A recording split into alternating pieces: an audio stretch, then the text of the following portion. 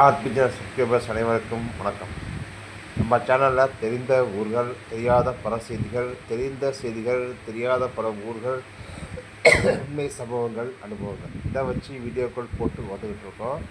நண்பர்கள் நிறைய பேர் வீடியோக்கள் பார்க்குறீங்க, சப்ஸ்கிரைப் பண்ணாமல் பார்த்துட்ருக்கீங்க. தயவுசெய்து சப்ஸ்கிரைப் பண்ணிட்டு பாருங்கள் அப்படிங்கிற கோரிக்கை வச்சு வீடியோக்களை போகணும். இப்போ ஒரு விவாத பொருள் அது சமீப காலமாக இது ஒரு பேசு பொருளாக மாறி இருக்கிறது பார்த்திங்கன்னா, தமிழ்நாட்டினுடைய கடன் சுமை அதிகமாகி போயிடுச்சு அப்படிங்கிற பேசு பொருள் இருக்குது. தமிழ்நாட்டோட ஒட்டுமொத்த கடன் சுமை 8.83க்கு மேலே போயிடுச்சுன்னு சொல்லி எல்லா ஆதாரத்தையும் எடுத்து போடுறாங்க இருக்கக்கூடிய ஆட்சியாளர்கள். சரி, அவங்க சொல்கிற மாதிரியே கடன் சுமை ஏறி போயிடுச்சு. ஒரே ஒரு சின்ன உதாரணம் சொல்கிறேன். இந்தியாவுடைய ஒட்டுமொத்த கடன் சுமை என்ன? கிட்டத்தட்ட 2000 கோடிக்கு மேலே போயிடுச்சு அப்படிங்கிறத புதிய தகவல்கள் இருக்குது. அது மறைச்சி தான் சில விஷயங்கள் பேசுகிறாங்க. 60 வருடங்களாக வாங்காத ஒரு கடனை சமீப காலமாக 3 முறை பதவி வைத்து 13 வருடங்களாக கடன் ஏற்றி வச்சுருக்கக்கூடிய நம்மளோட பிரதமர் நாட்டுக்காக என்ன கண்ணார் அப்படிங்கிற ஒரு கேள்வியை அவங்களுக்கே கேட்குறோம். அதேமாதிரி தமிழ்நாட்டோட கடன் சுமை இப்போ என்ன இருக்குது, எப்போ விட்டுட்டு போகிறாங்க? கிட்டத்தட்ட 6 லட்சம் கோடி கடனை கொண்டாங்க தான். இவங்க 2.5 கடன் தான் வாங்கியிருக்காங்க.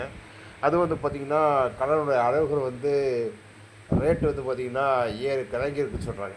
இது மிகப்பெரிய பேசப்படாயிருக்கு. இது ஒன்றிய அளவோட பெரிய அளவுக்கு வெடிச்சிருக்கு. அதுவும் குறிப்பிட்ட ஒரு கூட்டணி கட்சியில் இருக்கக்கூடிய மிக முக்கியமான ஆள் பற்ற வச்சது மிகப்பெரிய பற்றி எரிஞ்சிட்டு இருக்கு வரையும் அப்படிங்கிறத வேதனையோடு சொல்லிக்கிறேன். சரி, தமிழ்நாடு கடன்கால மாநிலமாயிட்டு பணக்கால மாநிலமாயிடுச்சுன்னா ஒரு ஒப்பீடு, தமிழ்நாடு எந்த அளவுக்கு அந்த பணம் வாங்கி கடனை எந்த அளவுக்கு திருப்பி செலுத்திருக்கு, எத்தனுடைய புரிந்துணர்வு ஒப்பந்தங்கள் போடப்பட்டிருக்கு அப்படிங்கிறத சொல்கிறான். சரி, யார் என்ன வேணால் இப்படி பேசலாம். ஆனால் இன்றைக்கி ஊடகத்தில் மிக முக்கியமான பொறுப்பு இருக்கக்கூடிய யார் பார்த்திங்கன்னா நட்ட நடுநிலையாக இருக்கக்கூடிய ஒரு ஆள். அவர் தமிழ்நாட்டினுடைய கடன் சுமை இந்த 5 வருடங்கள்ட மிகப்பெரிய அளவுக்கு ஏறி போச்சுன்னு பேசிட்டு இருக்காரு. தயவுசெய்து தேவையோட பேசுகிறது நல்லா இருக்குங்கிறது தான் எங்களுடைய கோரிக்கை. அந்த கடன் வாங்கிட்டே மட்டும் சொல்கிறீங்களே, கடன் வாங்கி எந்த அளவுக்கு இருக்குது இன்றைக்கி தமிழ்நாட்டில் எல்லோரும் தொழில் பண்ணுற அளவுக்கு கொண்டு போயிருக்காங்க. அது யாரோட முயற்சி அப்படிங்கிறத சேர்த்து சொல்லிடணும். மொத்தம் பேசிட்டு இருக்கக்கூடாதுங்க. அது பார்த்திங்கன்னா இப்போ இந்த அரசை பற்றி ஒரு குறை சொல்கிறதுக்கு எதுவுமே கிடைக்கல. அதனால் தமிழ்நாட்டோட கடன் சுமை ஏறி போயிடுச்சு, நாளைக்கு எல்லா சுமையும் உங்கள் தலையை தான் இறக்குவாங்க அப்படின்னு ஒரு கட்டமைப்பு பண்ணுறாங்க.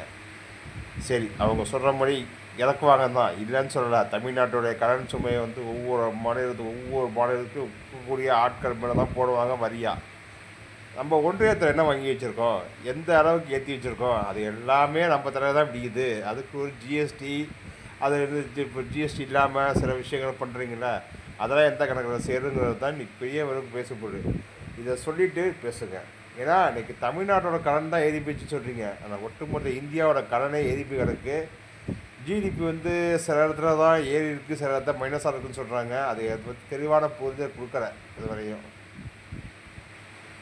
இது ஒரு வேதனையோட பதிவு. அது தமிழ்நாட்டை பற்றி தெரியாத ஆட்கள் பேசினாலும் பரவாயில்ல.